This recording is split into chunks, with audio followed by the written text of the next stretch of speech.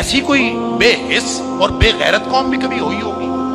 हमने तारीख में बेगैरती की बड़ी दास्तानें सुनी हैं।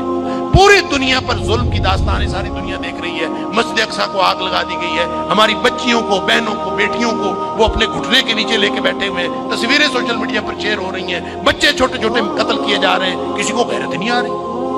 मुझे तो यूं लगता है ये हमारी नमाजें, हमारे सजदे कैसे कबूल होंगे? हम जो मुजरिम हैं जो आराम से बैठे रहे, क्या करें? बेबसी की इंतहा है। मेरा दिल ये कर रहा था कि मैं पाकिस्तान के जो हुक्मरान हैं, 58 इस्लामी मुल्कों के हुक्मरानों को तो हम कुछ नहीं कह सकते, अपने मुल्क के हुक्मरानों को तो कुछ कह सकते हैं कि हुक्मरानों और फौज किसी पर सालार हो, अगर तुम उनकी मदद कर सकते हो तो करो, जिम्मेदारी तो तुम्हारी है। नहीं कर सकते ना तो हमें एक जहाज में भर के वहां भेज दो। कम से कम हम इज्जत